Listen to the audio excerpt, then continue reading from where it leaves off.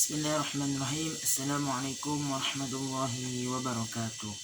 Kenalkan, nama saya Ardika Nugroho, saya dari 12 agama. Kali ini saya akan menjelaskan tentang konsep dari ijtihad dan bermadzhab. Baik, sebelum kita tahu konsepnya, kita harus tahu pengertiannya. Konsep ijtihad dari ijtihad dan bermadzhab. Ijtihad sendiri berasal dari kata jahada, artinya berusaha bersungguh-sungguh.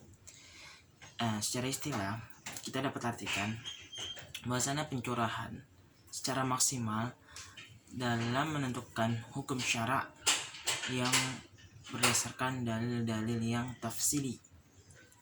Baik. Nah, sumber hukum ijtihad itu ada apa aja sih? Nah, sumber hukum ijtihad itu ada 3, yaitu Al-Quran, Sunnah, dan tafsili. Al-Quran, Sunnah, dan Ijma'.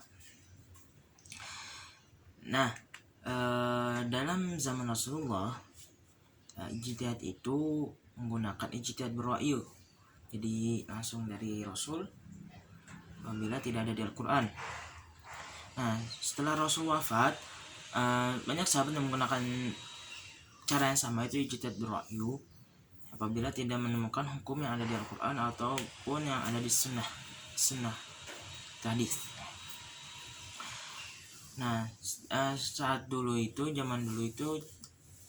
para ulama fuqaha menggunakan cara umum, yaitu menggunakan seperti qiyas, istihsan, maslahah mursalah, dan urf, 4 itu. Nah, menurut Nahdi Fadl, ijtihad itu dibagi menjadi 2, yaitu ijtihad mutlak dan juz'i. Sedangkan menurut Muhammad Abu Zahra, ijtihad itu dibagi 2 juga, tapi menurut beliau itu istinbati dan tatbiqi. Oke, itu mungkin sebatas ijtihad. Nah, kalau yang bermadzhab itu bagaimana yang mazhab? Nah, mazhab sendiri itu artinya jalan, secara bahasanya artinya jalan. Nah, sedangkan secara istilah mazhab itu adalah perkumpulan hukum yang diambil secara furu'iyah dari imam-imam madhab, dan setiap imam itu beda hukumnya itu berbeda. Nah, dulu itu kita diperbolehkan menggunakan mazhab lebih dari 4 imam itu, tapi Ahlussunnah wal Jamaah membataskan hanya 4 imam saja. Karena apa? Karena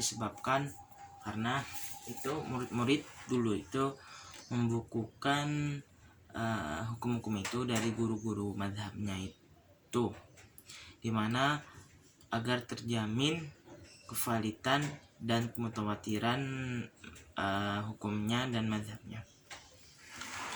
Dan kita dalam bermadhab itu kita tuh lebih baiknya kita memilih satu madhab saja dalam beragama, dalam menjalankan hukum Islam, agama Islam. Kenapa? Biar kita nggak pusing, kok di madhab itu boleh sedangkan madhab itu nggak boleh, atau misalnya di situ mubah sedangkan di situ wajib. Nah, kita lebih baik kita pilih satu madhab yang dimana kita dapat menjalani hukum tersebut juga. Dan kenapa sih kita hanya boleh satu madhab juga? Agar kita seakan-akan tidak memainkan agama.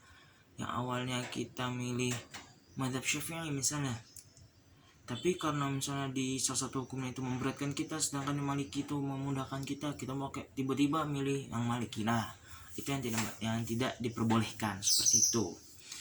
Akan tapi jika kita pergi ke suatu daerah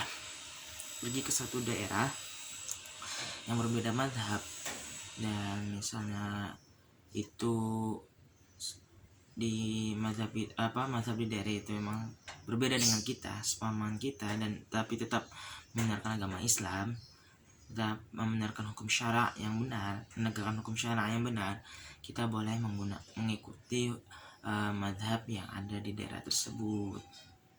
Oke, mungkin itu saja yang dapat saya sampaikan perihal konsep ijtihad dan bermadhab.